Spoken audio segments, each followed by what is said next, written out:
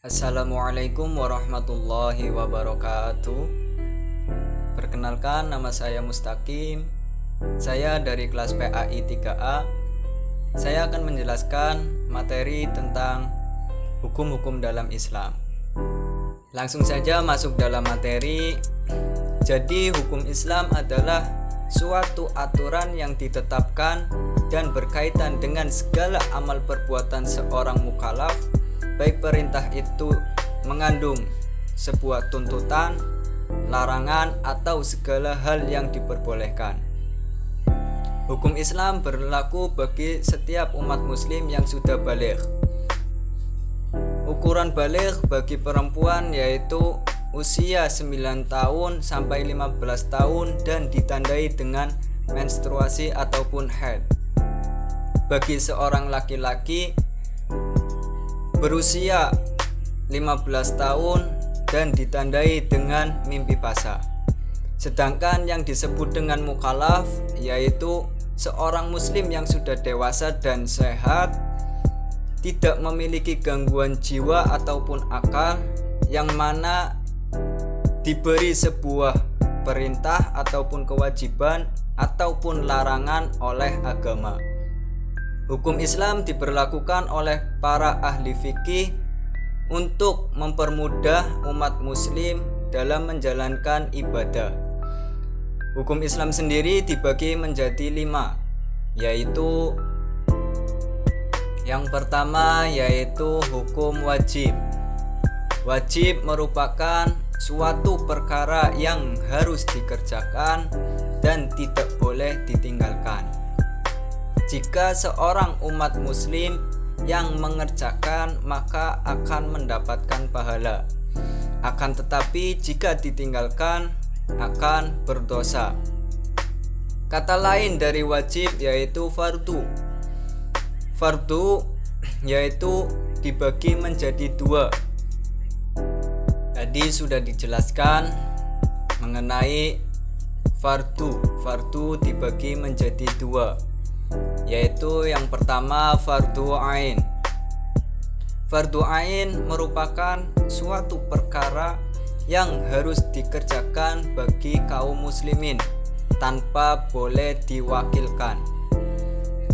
Contohnya yaitu sholat fardu.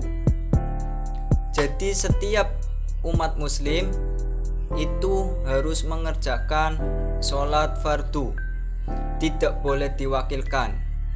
Jika umat muslim itu mengerjakan sholat fardunya, maka akan mendapatkan pahala. Akan tetapi jika ditinggalkan umat muslim tersebut, maka akan berdosa. Lanjut, fardu yang kedua yaitu fardu kifayah. Fardu kifayah merupakan suatu perkara wajib yang dapat gugur walaupun hanya satu orang yang mengerjakan. Akan tetapi jika di satu daerah tidak ada yang mengerjakan satupun, maka daerah tersebut akan berdosa seluruhnya. Contoh dari fardu kifayah yaitu sholat jenazah. Jadi di satu daerah jika ada salah seorang yang meninggal, maka jenazahnya itu wajib disolati walaupun hanya satu orang. Akan tetapi jika jenazah tersebut tidak ada yang mensolati, maka seluruhnya akan mendapatkan dosa. Selanjutnya, hukum Islam yang kedua yaitu hukum sunnah. Sunnah merupakan suatu perkara yang apabila dikerjakan akan mendapatkan pahala, dan apabila ditinggalkan itu tidak mendapatkan dosa. Sunnah juga terbagi menjadi 2, yaitu sunnah yang pertama yaitu sunnah mu'akkad. Sunnah mu'akkad merupakan suatu perkara yang sangat dianjurkan untuk dikerjakan bagi seorang muslim. Tingkatan sunnah ini yaitu mendekati hukum wajib, mendekati hukum fardu. Maka dari itu hukum sunnah muakkad ini yaitu sangat dianjurkan bagi kaum muslimin untuk dikerjakan. Contohnya sholat tarawih. Sholat tarawih itu tidak wajib, tidak fardu, akan tetapi sangat dianjurkan untuk dikerjakan oleh kaum muslimin. Lanjut, sunnah yang kedua yaitu sunnah ghairu muakkad. Sunnah ghairu muakkad merupakan suatu perkara sunnah yang dianjurkan untuk dikerjakan tanpa ada penekanan yang kuat. Contohnya yaitu sholat sunnah rawatib. Jadi sholat sunnah rawatib itu dianjurkan untuk dikerjakan oleh kaum muslimin, akan tetapi tidak ada penekanan. Jika dikerjakan itu akan mendapatkan pahala, akan tetapi jika tidak dikerjakan ataupun ditinggalkan maka boleh-boleh saja tidak berdosa. Contohnya yaitu sholat sunnah qobliyah dan sunnah ba'diyah. Selanjutnya hukum Islam yang ketiga yaitu hukum haram. Hukum haram merupakan suatu perkara yang apabila dikerjakan akan mendapatkan dosa, akan tetapi jika ditinggalkan akan mendapatkan pahala. Hukum ini sebaliknya dari hukum fardu ataupun hukum wajib. Hukum wajib tadi sudah dijelaskan, apabila dikerjakan akan mendapatkan pahala, akan tetapi jika ditinggalkan akan mendapatkan dosa. Sedangkan hukum haram ini kebalikannya. Jika dikerjakan akan mendapatkan dosa, akan tetapi jika ditinggalkan akan mendapatkan pahala.